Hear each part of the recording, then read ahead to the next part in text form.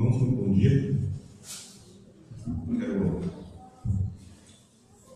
saudá-los em nome do Senhor Jesus e agradecer a presença de cada um de vocês nessa manhã para juntos bendizermos e cultuarmos o nome do nosso Deus. Com alegria também convido vocês a abrir Atos dos Apóstolos, nessa ocasião, capítulo 16.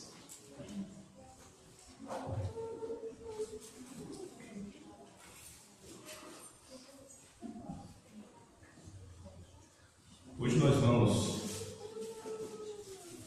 contemplar como foi o ministério apostólico de Paulo na Macedônia e mais especificamente na cidade de Filipos.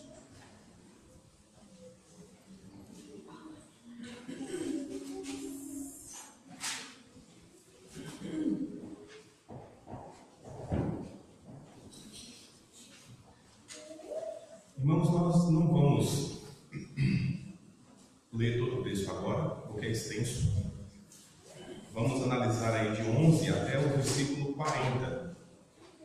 Mas o nosso objetivo é expor a passagem paulatinamente, passo a passo.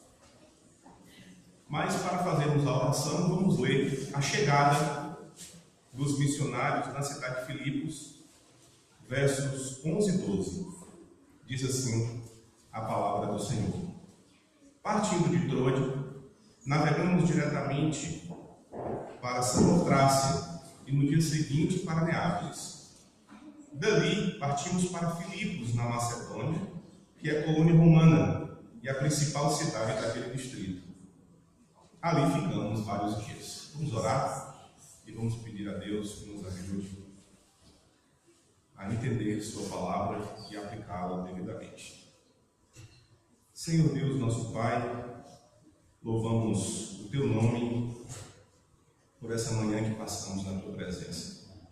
Te agradecemos pela escola bíblica dominical, pelos ensinamentos passados, tudo aquilo que aprendemos para a nossa edificação. E também pedimos, ó Deus, direção agora para a concluição das Escrituras. Se conosco, dirija as nossas mentes, os nossos corações, a fim de que possamos contemplar a vontade do Senhor, a instrução bíblica de como convém agir diante da Tua presença. Então nos abençoe nessa tarefa, Senhor. Fazemos esta oração gratos em nome de Jesus.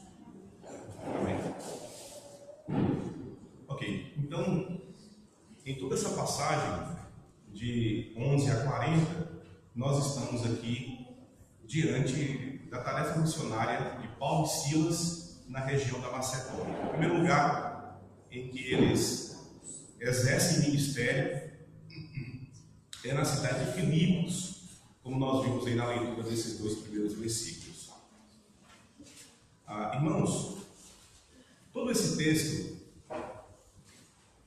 tem como objetivo mostrar que Deus ele rompe barreiras através do Evangelho.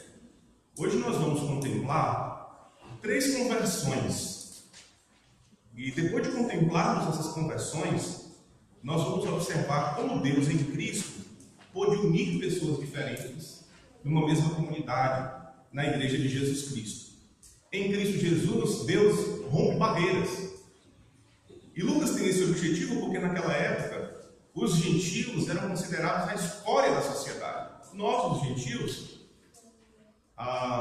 éramos considerados pelos judeus como pessoas que Deus iria utilizar para combustível do inferno, inclusive. Então eram pessoas completamente desprezadas. E é justamente as pessoas que são desprezadas pelos judeus que a palavra do Evangelho chega. Então, com isso, Lucas quer mostrar que Deus em Cristo Jesus, através do ministério apostólico de Paulo, através da vida de Silas, de Lucas, de Timóteo, de todos aqueles que estavam trabalhando na tarefa de evangelização, era assistir os gentios com o Evangelho e assim torná-los membros da Igreja de Deus, né? Trazê-los para perto e fazer com que cada um possa, além de usufruir da salvação, gozar de boa comunhão com o povo de Deus. Em primeiro lugar, nós vamos ver aí a conversão de uma comerciante por nome Lídia. Está aí dos versículos de 13 a 15. Observe comigo, irmãos, o registro de Lucas. No sábado, versículo 13, saímos da cidade e fomos para a beira do rio, onde esperávamos encontrar um lugar de oração. Sentamos-nos e começamos a conversar com as mulheres que haviam se reunido ali. Uma das que ouviram era uma mulher temente a Deus chamada Lídia, vendedora de tecido de púrpura da cidade de Tiatira. O Senhor abriu seu coração para entender a mensagem de Paulo.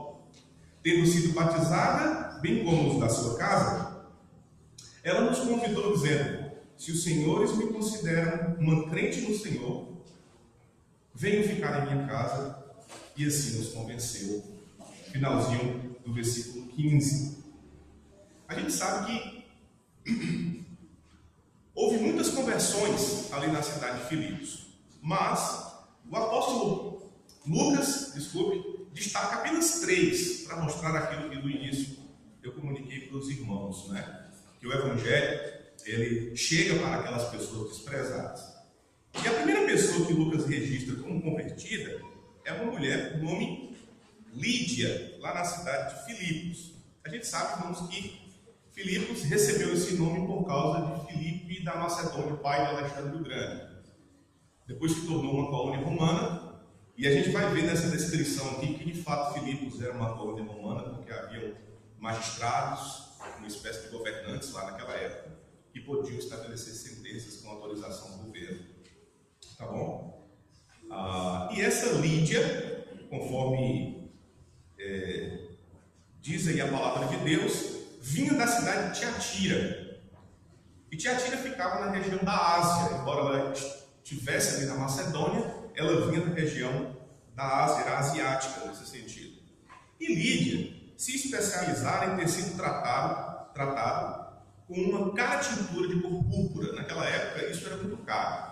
Meio quilo de linho tingido da cor púrpura custava mais ou menos uns R$500 hoje em dia, se a gente for calcular o valor. Então ela era uma comerciante e, segundo o relato que a gente encontra aqui, era uma pessoa bem de vida. No entanto, além disso, ela também era temente a Deus. Ao ouvir a mensagem, versículo 14, o Senhor lhe abriu o coração para entender as coisas que Paulo dizia naquela ocasião. Isto é, irmãos, Deus lhe abriu os olhos do coração para ver a Jesus e crer naquilo que Paulo proclamava. Paulo só estava proclamando, mas para que a mensagem fosse efetiva no coração de Lídia, houve a necessidade de Deus abrir o seu entendimento. Então a gente entende que, como pregadores, somos apenas pregadores. Quem convence é Deus. Quem traz a capacidade de entendimento da palavra do Evangelho é o Senhor. Ele, portanto, é soberano na salvação. Ele envia missionários e, para que as pessoas possam entender a palavra dos missionários, Deus também intervém, abrindo o entendimento das pessoas, fazendo com que elas creiam, fazendo com que elas entendam o projeto de salvação e confessem Jesus Cristo como Salvador da sua vida. A pregação de Paulo, portanto, não era efetiva em si mesma. O Senhor operava através da mensagem. E quando a gente sai para evangelizar, nós precisamos sair com essa perspectiva. Pregamos o Evangelho e sabemos que Deus opera através do Evangelho. A palavra de Deus cumpre uma função determinante na salvação e na redenção da vida das pessoas. E aí também a gente tem informação que pouco tempo depois de sua conversão, Lídia foi batizada, irmãos. E assim, depois de ser batizada, ela convidou Paulo e seus companheiros para irem à sua casa, e que depois, segundo alguns comentaristas, se tornou a reunião da igreja na cidade de Filipos. O coração dela se abre e a casa dela também se abre para receber os servos de Deus. Naquele tempo havia necessidade da boa hospitalidade, porque a igreja se reunia em casas, não havia templos como hoje temos, né? Recintos como esse para cultuar o nome do Senhor. E muitos servos do Senhor, além de abrir o coração para o Evangelho, abriram também as suas casas para o serviço de Deus, para que a comunidade crescesse e se desenvolvesse no conhecimento do Senhor. Além da descrição de Lídia, nós temos aí a descrição de uma escrava que é libertada pelo poder de Deus. Vamos ver versículos 16 a 18. Certo dia, indo nós para o lugar de oração, encontramos uma escrava que tinha um espírito pelo qual predizia o futuro. Ela ganhava muito dinheiro para os seus senhores com adivinhações. Essa moça seguia Paulo e a nós, gritando: esses homens são servos do Deus Altíssimo e lhes anunciam o caminho da salvação. Ela continuou fazendo isso por muitos dias. Finalmente, Paulo ficou indignado, voltou-se e disse ao Espírito: em nome de Jesus Cristo eu lhe ordeno que saia dela. E aí o versículo diz: no mesmo instante, o Espírito a deixou. Aqui nós temos a informação que em outro sábado, em uma outra ocasião de culto, quando Paulo e seus amigos estavam indo para o lugar de oração, essa jovem bloqueia o caminho deles, né? E aqui vai dizer que ela era uma pitonisa, porque o espírito mediante o qual ela previa o futuro era chamado de piton, aqui nas escrituras, irmãos. Então era por meio desse tipo de espírito que as pessoas consultavam, inclusive os mortos, consultavam então adivinhações para prever, portanto, o futuro. Aqui piton é uma referência à cobra da mitologia que vigiava o templo de Apolo, né? E naquela época pensava-se que Apolo encarnava na cobra e então inspirava essas pitonistas, dando, portanto, adivinhações. Lucas não se deixa levar por essas superstições e entende que ali é a atuação do diabo, né? É um espírito mau que estava sobre aquela mulher, possuindo aquela mulher. E aqui a gente sabe também do texto que aquela mulher era explorada, era escrava, mas os seus donos utilizavam aquelas adivinhações demoníacas, não é, para lucrar. A gente sabe essa informação a partir do versículo 16. Agora, irmãos, à medida que o apóstolo Paulo e os seus companheiros seguiam o caminho da adoração, aquela mulher ia atrás, né? Ia gritando: esses homens são servos do Deus Altíssimo e eles anunciam a palavra da salvação. À primeira vista, parece-nos estranho Paulo se indignar com isso, né? Porque vem aquela mulher dizendo assim: olha, esses homens são servos do Deus Altíssimo, né? Tá certo? Esses homens vêm anunciando a palavra da salvação, tá certo? Tá. Mas Paulo fica indignado, né? Agora, a gente pergunta assim, irmãos, por que um demônio se engajaria na obra da evangelização? Tem duas coisas aqui que eu gostaria de considerar com vocês na passagem. A primeira é que Paulo percebeu que aquela mulher estava escravizada não pelos seus senhores, quer dizer, também pelos seus senhores, mas mais especificamente por aquele espírito mau. Então ele agiu para libertá-la. Mas a segunda coisa, irmãos, eu acredito que o motivo foi desacreditar o Evangelho, associando ao ocultismo nas mentes das pessoas. Quando Paulo expulsa aquele espírito, ele está dizendo assim: olha, o Evangelho não tem parte com demônios. Aqui é o reino de Deus se expandindo, né? E eu acredito que a atuação do diabo tem sido exatamente essa: tentar associar o Evangelho com o ocultismo. Aí Paulo diz que isso aqui não tem parte com o ocultismo. Isso aqui é o reino de Deus, é a palavra do Evangelho, né? Uma coisa é o reino das trevas e outra coisa é o reino de Deus que opera nesse mundo. Por isso ele quer deixar bem claro, né, que ele não faz parte de Pitom. Ele não tem parte com Pitom e não tem parte com todas aquelas coisas naquela época. Aquela mulher, diz o texto, que gritava, segundo a expressão das Escrituras, e esse grito continuava então por muitos dias. E a palavra de Deus nos diz que Paulo ficou indignado. O seu espírito se revoltou dentro dele ao ver a situação daquela mulher. Nós já vimos algumas coisas disso lá em Atenas, quando Paulo, também indignado, seu espírito se revolta dentro do seu coração, por ver a cidade submersa no paganismo. Quando ele olha para a situação daquela mulher, não glorificando a Deus como deve ser glorificado, ele então age em prol de sua libertação. Indignado com a condição da jovem e também desanimado com esse tipo de publicidade, o apóstolo Paulo intervém e expulsa o demônio naquela ocasião. Esse registro também é para mostrar e autenticar as credenciais do apostolado de Paulo. E uma das credenciais de um apóstolo era a capacidade de expulsar demônios. Deus conferiu isso aos apóstolos daquela época. De modo que, quando, pela autoridade do nome de Jesus Cristo, um apóstolo se voltava para o espírito imundo e o expulsava, aquilo acontecia perfeitamente, porque foi segundo a autoridade que Jesus Cristo hoje confere. Hoje nós vemos pessoas expulsando demônios aí, gritando, demora 20 minutos para tentar expulsar o demônio não sai, né? Aí você fica pensando, por que não sai? O que está acontecendo? Né? Eles não receberam uma credencial dada por Jesus Cristo. Nós, irmãos, precisamos entender que numa ocasião como essa, nós não temos autoridade para expulsar demônios.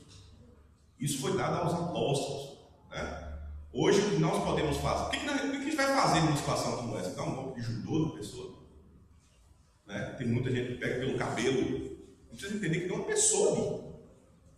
Numa ocasião dessa, a gente precisa orar a Deus, pedir a libertação naquela ocasião. E assim, certo de que Deus agirá em favor da libertação daquela pessoa. Né? Mas hoje, as pessoas fazem um circo com isso. Né? Virou um circo, trazem demônios para serem entrevistados.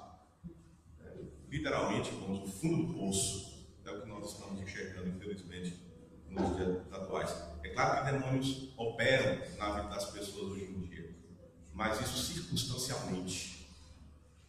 Né? Não é um show.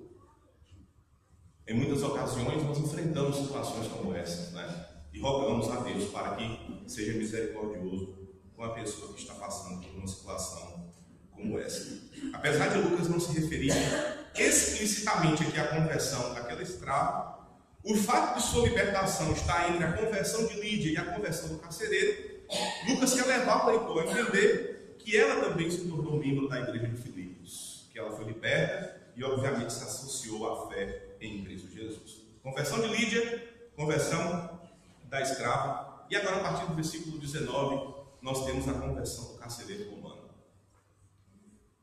3 pessoas que veem o evangelho na cidade de Filipos. Claro, muitas outras aceitaram Cristo pela fé, mas aqui Lucas tem um objetivo com essas 3, por isso que ele selecionou esse relato, ele selecionou essas ocasiões, essas conversões, para cumprir o seu objetivo. Vamos ler então agora a partir do versículo 19 a 21, diz assim: percebendo que sua esperança de lucro tinha se acabado, os donos da escrava agarraram Paulo e Silas e os arrastaram para a praça principal diante das autoridades. E levando-os ao magistrado, que era uma espécie de governantes naquela época, disseram: estes homens são judeus e estão perturbando nossa cidade, propagando costumes que a nós romanos não nos é permitido aceitar nem praticar.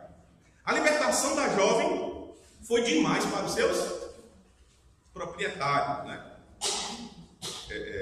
Tem um jogo de palavras aqui, irmãos, que a gente não percebe se não analisar a partir do original. Porque no finalzinho do versículo 18 diz que o espírito saiu da mulher. E no versículo 19, aqueles homens observaram que o seu lucro também havia saído. É a mesma palavra. A ideia básica é que quando Paulo exorcizou o espírito que a mulher possuía, ele exorcizou também a fonte de renda deles. O espírito saiu e saiu também a fonte de renda deles. Interessante que Paulo está aqui agindo em prol da libertação daquela mulher, mas também da libertação daqueles homens que estavam escravos daquele espírito.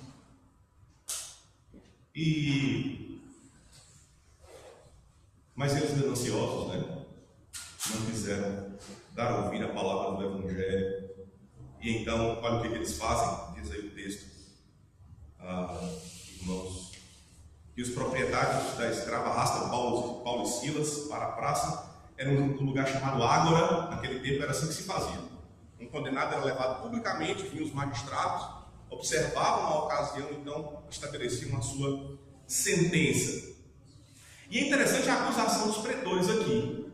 Observe a acusação novamente comigo. Diz assim, olha: estes homens são judeus e estão perturbando a nossa cidade. Aqui a palavra perturbando é motim.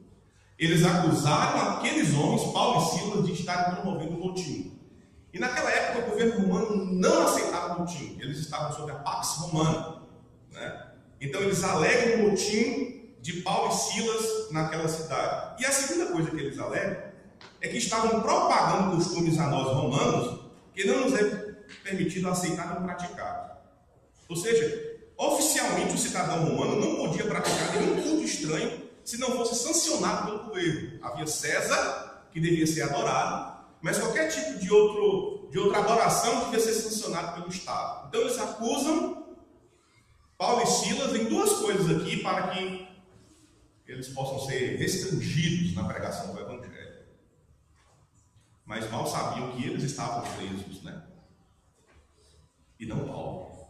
A palavra do Evangelho não estava presa. Então, querendo fazer com que esses homens fossem presos e tirados de circulação.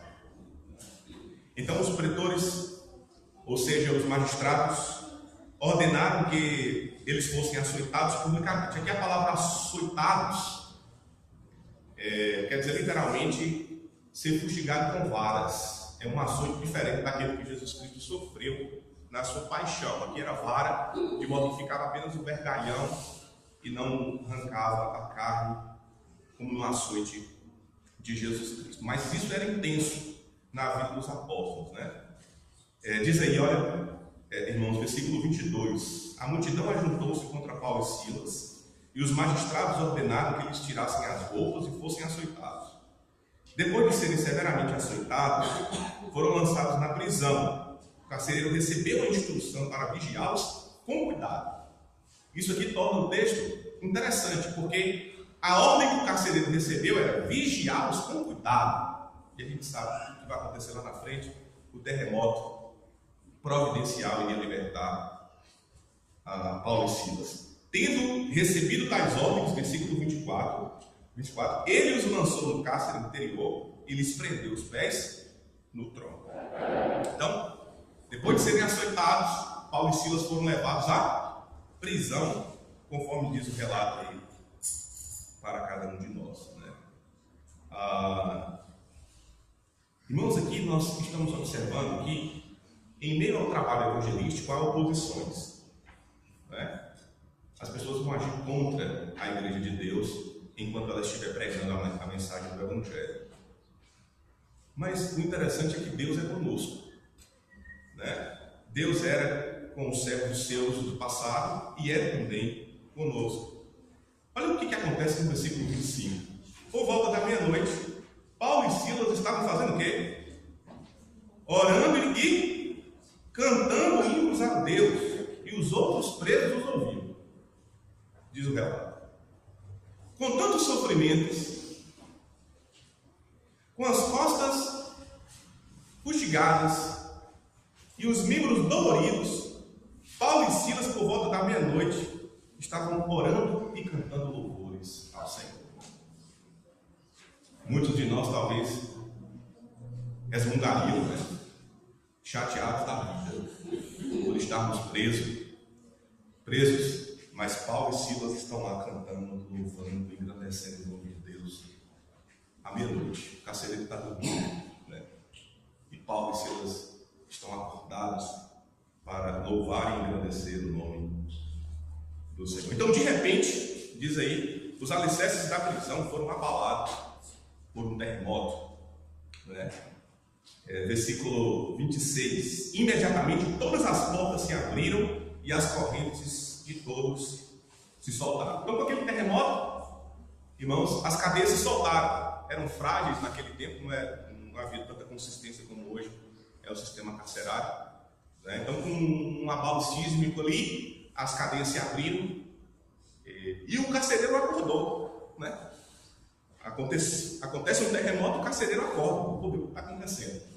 Diz aí, versículo 27, o carcereiro acordou e, vendo abertas as portas da prisão, desembaiou sua espada para se matar. Por quê que ele queria fazer isso? Porque pensava que os presos tinham fugido. Naquela época, o carcereiro, que não cuidava bem dos presos, deveria receber a mesma sentença caso o preso fugisse daquele preso.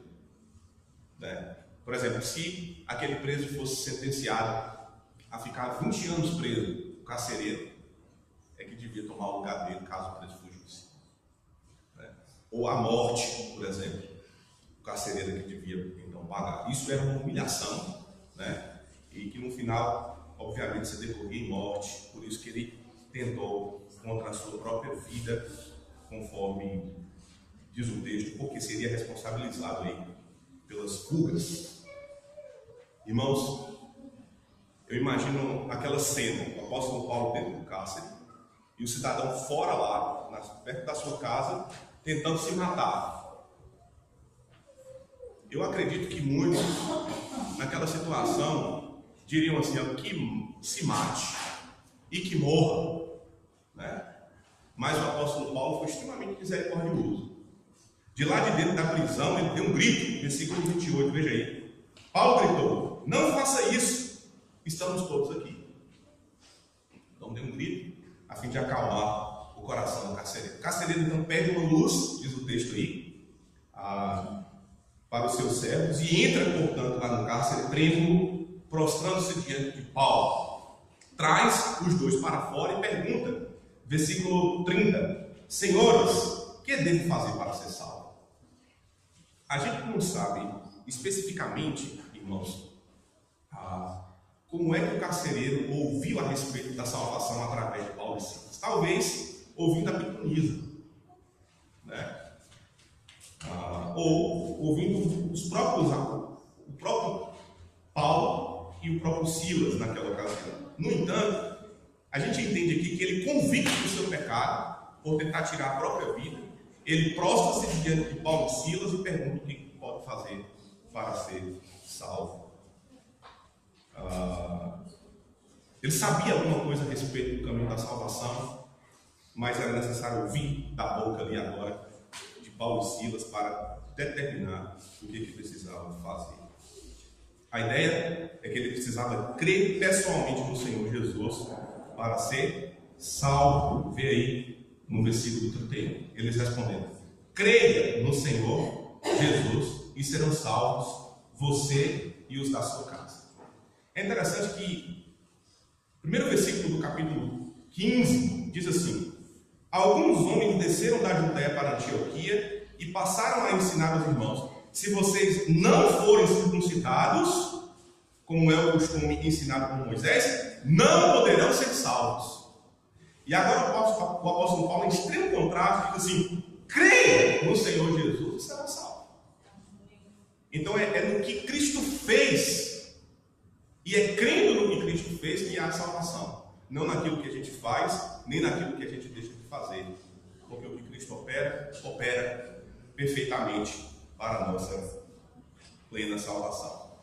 Aqui, irmãos, o versículo não quer dizer que, por tabela, quando o carcereiro crê, os seus familiares irão crer também. Mas a junção das palavras no grego pode trazer uma escolha semântica da seguinte forma, né? Creia no Senhor Jesus, e se os seus também crerem, serão todos salvos. Né? Então depende da fé, tanto do carcereiro, quanto de todos os da sua família. Todos eles creram, todos foram batizados, e é interessante que há ali um sinal de arrependimento, porque imediatamente o carcereiro começa a lavar os vergalhões nas costas de Paulo. Diz aí, irmãos, versículo 33, naquela mesma hora da noite o carcereiro lavou as feridas deles, em seguida ele e todos os seus foram batizados. Aqui a palavra água, né, está envolvida. Ele lava os vergalhões dos servos do Senhor e depois é lavado através do batismo. Um jogo aí de palavras que Lucas usa para mostrar a salvação que ocorreu na vida daquele carcereiro. Graças a Deus por isso. Diz aí, versículo 34, então os levou para a sua casa, serviu-lhes uma refeição, e com todos sua casa alegrou-se muito por haver crido em Cristo. Então, aqui nós estamos diante do relato daquele carcereiro. De fato, a palavra de Deus veio com poder na sua vida em um momento dramático, né? E tem gente que se converte assim, irmãos, à beira da morte, né? Acontece alguma coisa, Deus então intervém com graça e salvação na vida dessas pessoas. Agora, o que ocorre? Versículo 35, né? Quando amanheceu, os magistrados mandaram soldados ao carcereiro com esta ordem: solte esses homens. O carcereiro disse a Paulo: os magistrados deram ordens para que você e Silas sejam libertados. Agora podem sair, vão em paz. É interessante a atitude de Paulo aqui agora, porque os magistrados dizem: olha, agora já é suficiente que vocês sofreram, vocês foram açoitados, vão passar uma noite na cadeia, suficiente, vocês podem ir embora. Só que Paulo conhecia os seus direitos. Ele era cidadão romano, não é? E não podia ser sentenciado a tudo que foi sem um devido pleito, o que não ocorreu, né? Naquela ocasião. Veja o verso 37. Sendo nós cidadãos romanos, eles nos açoitaram publicamente sem processo formal e nos lançaram na prisão. E agora eles querem se livrar de nós secretamente? Não, venham eles mesmos e nos libertem.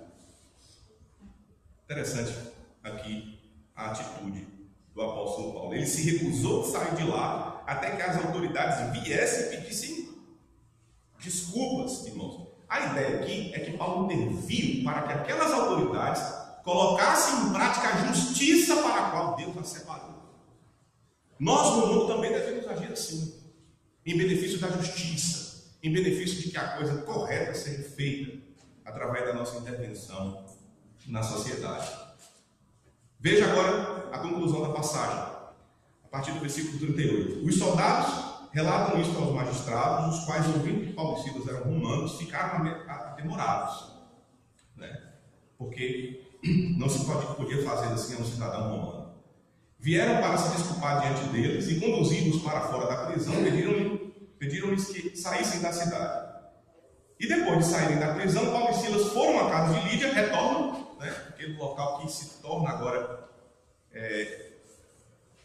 o recinto da reunião da igreja, onde se encontraram com os irmãos e os encorajaram, e então eles partiram da cidade de Filipos. Em uma próxima ocasião, irmãos, nós veremos aí a ação do apóstolo Paulo na cidade de Tessalônica. Então nós temos aqui diante de nós, né, texto longo, mas o nosso objetivo foi destacar aqui as conversões. Nós temos a conversão de Lídia, nós temos a conversão de um escravo e temos a conversão de um carcereiro. Como eu disse para vocês, irmãos, o Evangelho unifica as pessoas. Aqui nós temos um grupo diferente de pessoas: uma comerciante, uma escrava e um carcereiro. E todos os três haviam sido transformados pelo mesmo Evangelho. A palavra de Deus serve para Chico e serve também para Francisco. Serve para qualquer um, né? Observe, por exemplo, os seus contextos sociais. Era diferente. Lídia era uma mulher rica, vendia tecidos caríssimos, né? Vive em outro mundo, diferente, por exemplo, daquele escravo, uma classe social totalmente oposta. Irmãos, ela não possuía nada nem a si mesma. Inclusive o dinheiro que ela conseguia das adivinhações ia para os seus senhores. E o carcereiro estava no mesmo caminho. Ele não era nem rico e também não era pobre, estava ali na classe média, vamos dizer assim, né? Um oficial ao serviço do governo. Aqui todos os três eram membros fundadores daquela igreja. Aqueles que lançaram, né, juntamente com o apóstolo Paulo e Silas, os alicerces daquela igreja. Os representantes de todas essas três categorias eram desprezadas pelos judeus. Irmãos, um judeu, pai de família, fazia a mesma oração matinal todos os dias, quando dizia assim: Senhor, eu te dou graças por não ser gentil, por não ser mulher, e por não ser escravo. Olha o que está em jogo aqui. O desprezo dos judeus, e é justamente a um gentil, a um escravo e a uma mulher, não é? Que o Evangelho vem. Então, em Cristo Jesus, Deus está rompendo barreiras, né? E conferindo, portanto, acesso à salvação a todas as pessoas. O que cabe aqui para nós como aplicação? Primeira coisa, para a gente caminhar para a conclusão. Deus é soberano na salvação, irmãos, né? Ele quem envia pregadores e é Ele quem abre entendimento para a compreensão do Evangelho. Somos meros instrumentos. Pregamos a palavra do Senhor e esperamos a atuação de Deus na vida delas. Então, não há artimanha, não há argumentação humana capaz de convencer o ser humano, senão a intervenção divina. Então, o que nós precisamos para fazer é pregar um evangelho simples e esperar que o poder de Deus atue na vida das pessoas. Às vezes a gente acha que quando vai falar com pessoas cultas, precisamos desenvolver argumentos, né? Então, não, é pregar Cristo e este crucificado e esperar que nisso a palavra do evangelho seja efetiva. Segunda coisa, a tarefa de evangelização envolve oposição, mas Deus é quem vai conosco. Nunca devemos nos enganar, né? Durante a tarefa da evangelização encontraremos oposição, pessoas más querendo impedir que a gente continue, mas o Senhor é conosco enquanto nós estivermos no serviço. Em terceiro lugar, Deus, irmãos, é digno de louvor e adoração em quaisquer circunstâncias. Se você está bem, louve a Deus. Se as costas estão ardendo, louve a Deus, né? E agradeça ao Senhor por quem Ele é. Devemos sempre agradecê-lo, devemos sempre louvá-lo, não importa as consequências, né? Paulo e Silas tinham motivo para murmurar. Irmãos, me deixe dizer algo pessoal para vocês. Nesse calor que está fazendo de conquista, eu me achei murmurando demais. Eu falei, meu Deus, por que eu não agradeço ao Senhor por um dia lindo? Né? Por um dia que o Senhor me confere. Olha para o céu azul bonito, né? E aí eu me acho numa situação de resmungar porque estou sentindo calor. É melhor estar sentindo calor existindo do que não existir, né?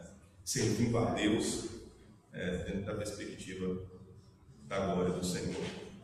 E em último, terceiro e quarto lugar, para a gente concluir, o Evangelho unifica as pessoas. Nós não podemos escolher classes para as quais pregar. Devemos pregar para qualquer um. Se ele é rico, pobre, está na classe média ou não, a palavra do Evangelho precisa ser assistida a fim de que as pessoas creiam no Senhor e creiam para a salvação. Que Deus nos abençoe, irmãos, e nos ajude, através do estímulo das Escrituras, a batalhar pela fé. Vamos orar e assim concluiremos o nosso culto. Senhor Deus, nosso Pai, te agradecemos pelo poder do Evangelho que primeiro se operou em nós. E agora também temos a oportunidade e o privilégio de anunciar este Evangelho a outros, a fim de que sejam salvos. Desperte em nós, ó Deus, um espírito missionário e que dediquemos as nossas vidas em prol do teu reino. Eu quero te agradecer por essa comunidade, por esses irmãos que, juntamente comigo, servem ao Senhor. Continue abençoando e fortalecendo, ó Deus, os teus filhos. Eu quero te agradecer por essa porção de sua palavra, que fala a respeito, ó Deus, de tua soberania sobre a salvação, do poder do Evangelho, em libertar pessoas da escravidão, das trevas, em libertar pessoas de situações terríveis deste mundo, de atentar inclusive para as suas próprias vidas. Tenha misericórdia de todos e nos use como instrumentos para levar o Evangelho. Senhor, te agradecemos porque também tu és digno de louvor, independente das circunstâncias.